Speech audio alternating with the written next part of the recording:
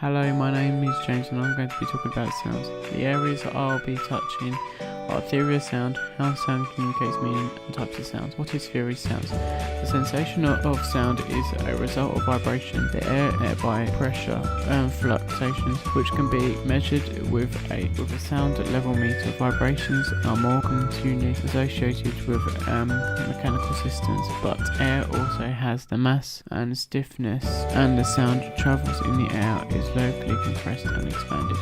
The frequency of sound is a frequency that is timed per second, measured in hertz, and amplitude is measured in decibels. The sound can be a lot of hertz per second, and the amplitude is the sound that controls the sound levels, can travel for a longer period of time.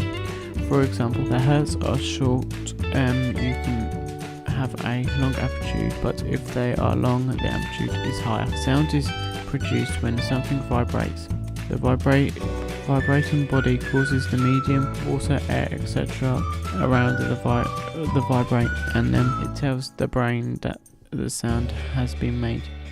The type of microphones you can have is such as cardioid, supercardioid, and omnidirectional, and a figure of 8. Cardioid is used for radio shows because it picks up the front sound so you can talk straight into it. Supercardioid is used for a noisy environmental, so the microphones pick up from the rear. For example, for gigs and DJing. Omnidirectional allows you to record all directions. For example, a class or a crowd, lots of people can contribute in discussions. Figure of 8 includes a ribbon or a large diaphragm and ribbon microphones. The sound gets picked up from the front and the back, so for example it can be used for a conversation. Sounds communicates meanings. The area I'll be looking at is how using the sound in production creates meanings.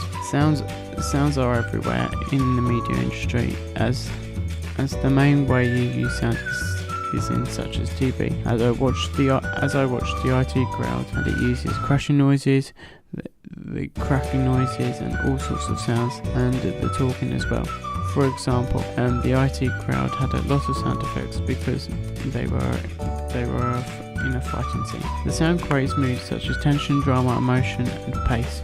The sound creates emotion that shows atmosphere, so the viewers or listener the music has to be appropriate for it. It is trying to create such as breaking news on the radio has a background track which is intense. Types of sound used in TV. The area I will be looking at is sound that we use to communicate in meaning. Dialogue. Character dialogue allows characters to appear in a real person rather than just imagination characters that creates by the storyteller. There are different types of genres, films such as drama, children, sci-fi, and action, etc.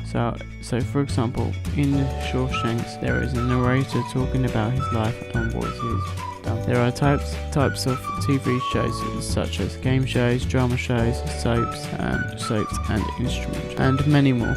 For example, EastEnders has a lot of dialogue because